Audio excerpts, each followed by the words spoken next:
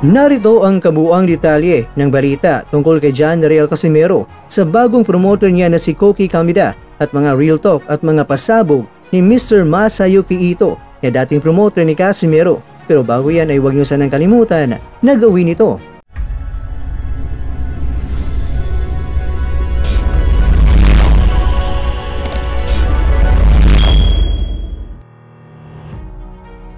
Sa mundo ng boxing, isa lamang ang tiyak, walang permanenteng tagumpay at may katapusang kasikatan. Pero depende yan sa ligasiya na iyong iniwan. Lahat ng boksingero, gaano man kahusay, ay harap sa hamon ng pagpapanatili ng kanilang disiplina, pisikal na kondisyon at reputasyon. Isa sa mga malinaw na halimbawa nito ay ang kwento ng Filipino boxing star na si John Riel Cuadro-Alas Casimero na dating 3-division world champion. Nitong mga nakarang araw, naging malaking balita ang muling pagpasok ni Casimero sa eksena matapos pumirma ng exclusive contract sa 3150 Los Bumo, isang boxing promotion na itinatag ng kapwa dating world champion na si Koki Kamida ng bansang Japan. Para kay Casimero, ito ay tila isang panibagong pag-asa. Ang pagkakataong makabalik sa mataas na entablado ng boxing ay isang oportunidad na hindi niya dapat sayangin. Kilala si Casimero sa kanyang kakaibang estilo ng pagipaglaban, matapang, agresibo at laging naghahatid ng mga laban na puno ng aksyon. Kaya naman, hindi nakakapagtataka na maraming mga promoters at mga boxing fans ang nananatiling interesado sa kanya. Ngunit sa kabila ng kanyang talento, dala rin niya ang isang mabigat na tanong. Kaya pa ba niyang baguhin ang kanyang nakasanayan o mananatili ba siya na isang problematikong boksingero sa mata ng ilan? Isa sa mga nagbigay ng mahalagang pananaw hinggil sa pagbabalik ni Casimero ay itong si Mr. Masayuki Ito na dating world champion at ngayon ay kilala rin sa kanyang papel bilang promoter. At ayon kay Ito, mayroon siyang magkahalong damdamin tungkol sa muling pag-angat ng Pinoy boxer. Sa isang panig, umaasa siyang makakabalik si Casimero at alam niyang kailangan ito ang boxing para sa kanyang pamilya at kabuhayan. Anya, sa kabila ng lahat ng kontrobersiya, hindi may tatanggi na may likas na galing si Casimero at kayang magbigay ng entertaining fights na hinahanap ng mga manunood. Gayunpaman, hindi rin itinago ni Ito ang kanyang mga pangamba. Binalikan niya ang nakaraan kung saan nagkaroon ng seryosong issue si Casimero sa weight management. Noong Oktubre ng nakarang taon, lumampas si Casimero sa limitasyon ng timbang, isang pagkakamaling nagdulot ng panghinayang sa kanyang karera at mga taong nagtiwala sa kanya. Para kay Ito, malaking risk ang paghawak kay Casimero dahil hindi ito palaging sumusunod sa tamang disiplina sa ensayo. Kanya, kapag walang nakatagdang laban, halos hindi ito nagtitraining at mas pinipiling magpahinga dahilan upang madagdagan ang kanyang timbang ng sobra-sobra. Dagdag pa niya, may posibilidad na muling mangyari ang parehong problema, ang pag-overweight bago ang laban. Kung hindi ito maagapan, maaaring masira ang tiwala ng bagong promoter at mapahamak muli ang karera ni Casimero. Sa madaling salita, ang kinabukasan ng Cuadro-Alas ay nakasalalay hindi lamang sa kanyang lakas at talento, kundi sa kanyang kakayahang magbago at tanggapin ang disiplina ng isang profesional na atleta. Ang kwento ni John Riel Casimero ay sumailalim sa mas malalim na realidad sa sports. Hindi sapat ang talento upang manatili sa rurok ng tagumpay.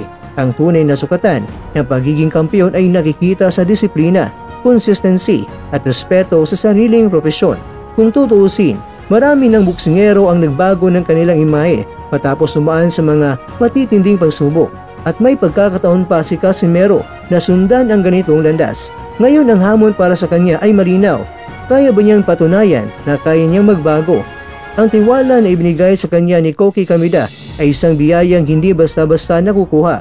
Ngunit tulad ng sinabi ni Mr. Masayuki Ito na malaki rin ang nakasalalay, ang slightest na pagkakamali, lalo na sa timbang at disiplina, ay maaring maging dahilan ng tuluyang pagbagsak ng kanyang karera.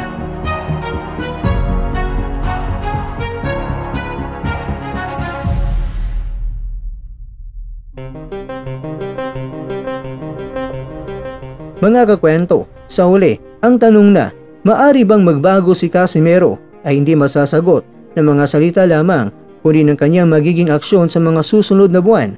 Kung ipapakita niya ang tamang dedikasyon, walang duda na muling kikilalanin siya bilang isa sa pinakamapanganib at pinakakapanapanabik na boksingero mula sa ating bansa. Subalit, kung patuloy niyang hayaang manaig ang kanyang dating kahinaan, mananatili siyang isang risk na buksingero sa mata ng mga promoters at mga fans. Para sa mga Pilipino at mga boxing fans sa buong mundo, maasa tayong pipiliin ni Casimero ang tamang landas. Hindi lamang ito laban para sa kanyang sarili, kundi laban din para sa kanyang pamilya, para sa kanyang bayan, at para sa pagpananatili ng dangal ni Casimero na isang tunay na mandirigmang Pilipino.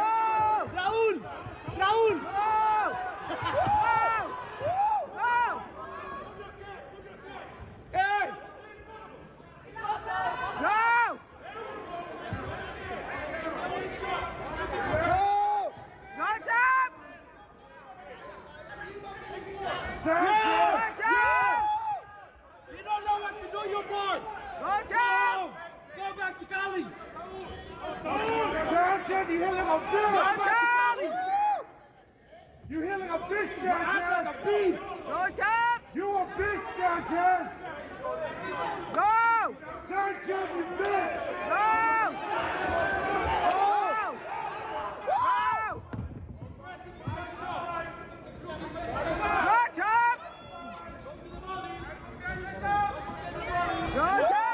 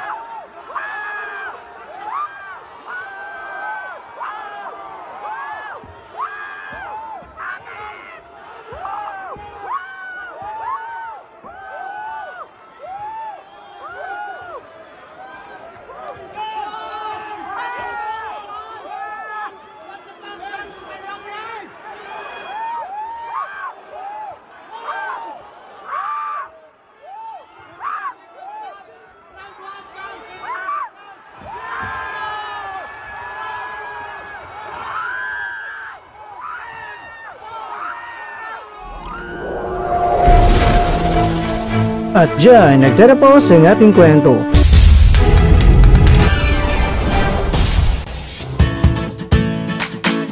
Maraming salamat mga kakwento sa inyong panonood. Pero baka naman mga kakwento ay nagustuhan niyo po ang kwento natin ngayon. Baka pwede niyo po akong mabigyan dyan ng like, subscribe at pa-click na rin sa bell button.